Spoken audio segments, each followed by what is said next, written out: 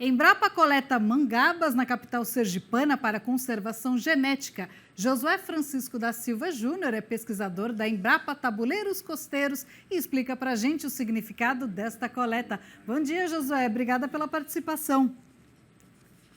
Bom dia, Renata. Bom dia, minha gente.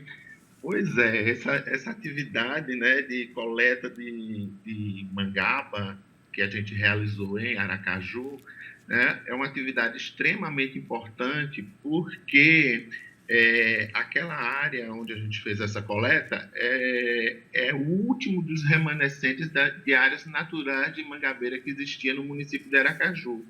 Então, para a gente, como cientista, isso é muito importante porque a gente vai garantir que essas mangabas que a gente coleta nessas áreas, elas sejam guardadas, elas sejam levadas para o nosso banco genético, né? E a partir desses materiais que a gente coleta no banco genético, nessas áreas, a gente pode desenvolver produtos, desenvolver cultivares com características adequadas, né, para a utilização nos futuros sistemas de produção.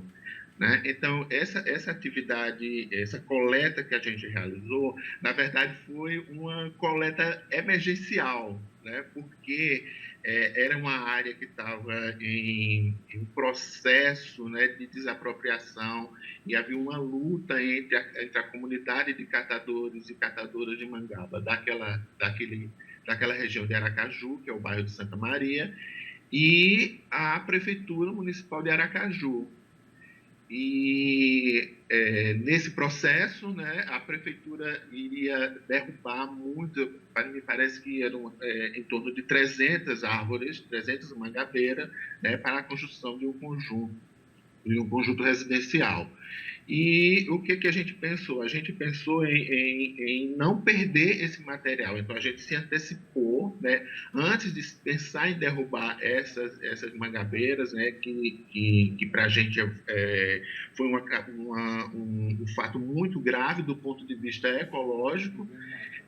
A gente realizou essa coleta e levou todas amostras daquela população de mangabeira daquela área para o nosso banco genético que fica no município de Itaporanga da Ajuda, próximo a Aracaju.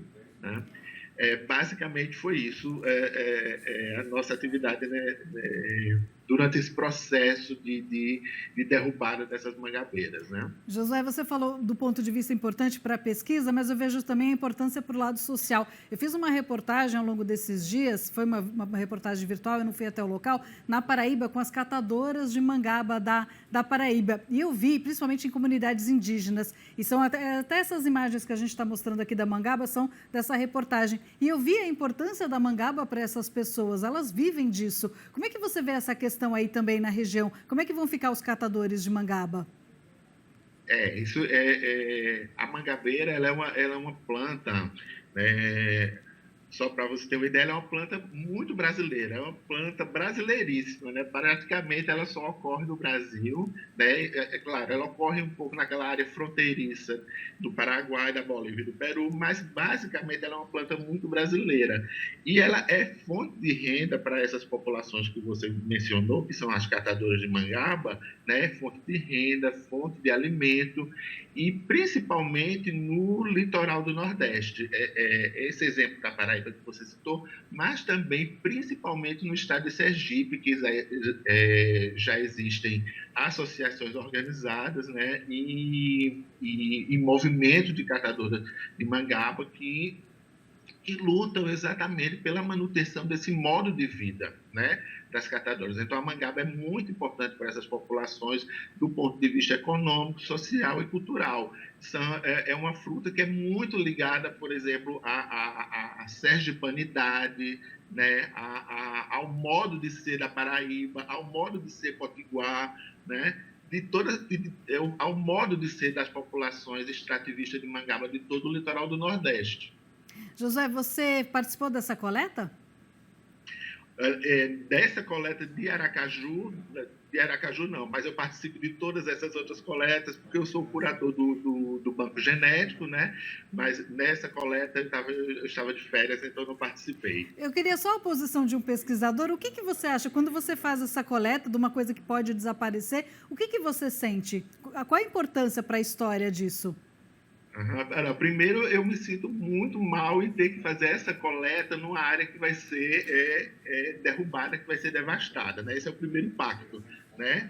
E segundo, eu fico com uma responsabilidade muito grande como curador de ter que manter aquelas amostras que a gente coletou no nosso banco. Então, a gente tem que manter com o máximo cuidado, a gente para não deixar morrer, para não deixar adoecer. Então, é o processo, vamos dizer assim, a gente fica um pouco ansioso, não fica ansioso na hora de coletar e fica ansioso na hora de fazer a manutenção e a conservação. Quando a gente vê que as plantas elas já estão adultas, elas já estão fixadas no campo, então assim dá mais alívio para a gente, né?